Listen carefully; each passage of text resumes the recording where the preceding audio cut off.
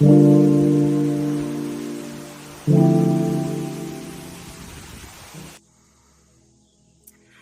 everyone, welcome back to my channel. My name is Callie Johnson and I am a certified embodied dance teacher. On this channel, I like to talk about mental health, dance, spirituality, and just living your best life. On today's episode, I would like to talk about maybe something that might come off a little taboo in the way I'm going to put it, but I feel like needs to be addressed nonetheless. And that is the concept, particularly those that consider themselves to be empaths or highly sensitive, but the concept of protecting your energy.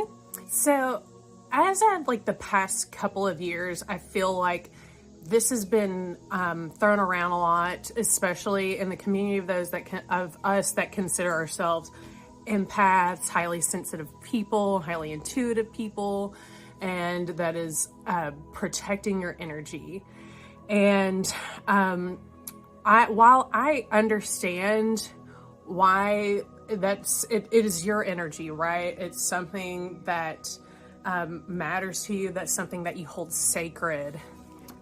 However, the concept of this has no longer really been resonating with me recently, and I want to give credit to Christina Lopes, but she put it in a really great way, is that our energy is not something that needs to be protected, because that implies fragility, rather than our energy needs to grow from the inside out.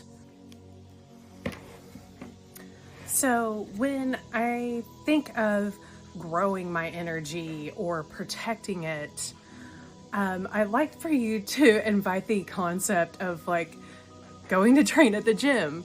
So when you go to the gym, you don't go there to protect your muscles and your body. You go there to grow and get stronger. Now, if you hurt yourself, yeah, you need to protect the injury, but at some point, you're going to have to rehabilitate it and grow and strengthen the area on your body that was hurt initially. So our energy works the same way. Now, if I work on growing and expanding my energy, it doesn't need to be protected because it's strong enough to withstand what's coming in my direction, right? So if you're somebody that is an empath and you notice that you tend to take on the energy around you, whether that's at work, whether that is with family, friends, believe me, I've been there to where I was constantly allowing everything in my external environment to bleed into my own body and my own energy system. And I always, when I started realizing this was actually becoming a really big issue to my mental health, I initially looked at it as I've got to protect my energy. And that really kind of, at the end of the day, makes the problem external as well. But really, it's a me thing that I am unable to create enough boundary within myself to not take on everything as my own.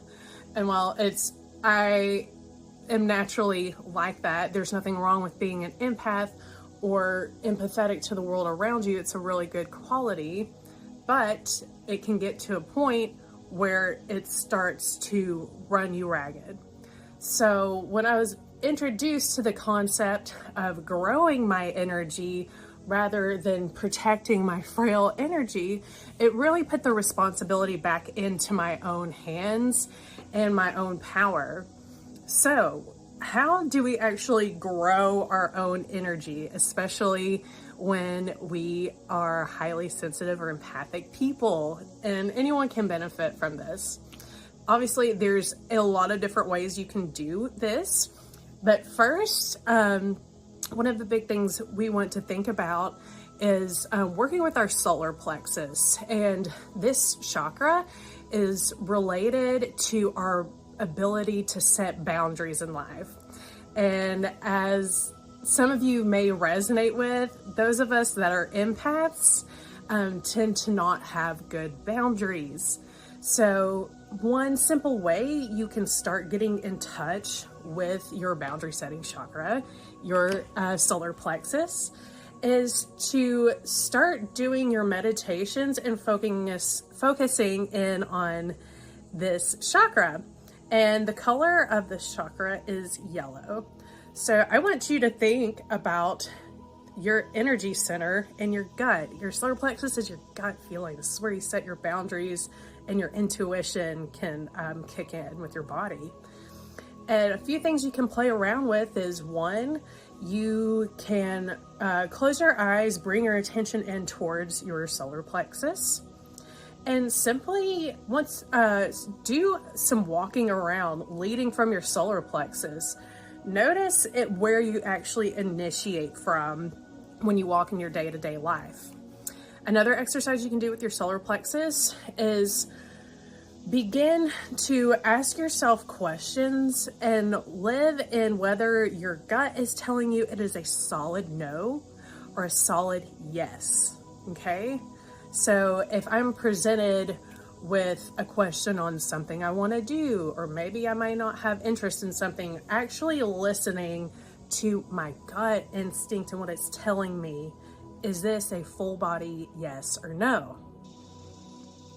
Another way to check in with whether you are taking on too much energy and need to grow your own personal field is if you can take 5 minutes. Maybe you have a really busy job where you're interacting with people all the time.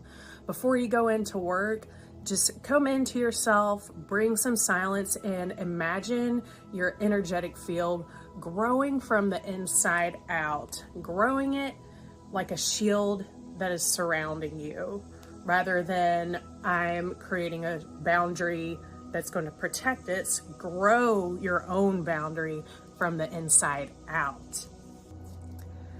And as always, I highly recommend doing anything that allows you to feel like your true, authentic self, whether that is participating in maybe sports that you really enjoy doing. Maybe you're a musician, singer, a painter. Obviously, mine is dance. The more I do things that allow me to feel like my authentic self, the stronger my own resonance and my frequency, my energy is going to grow more and more.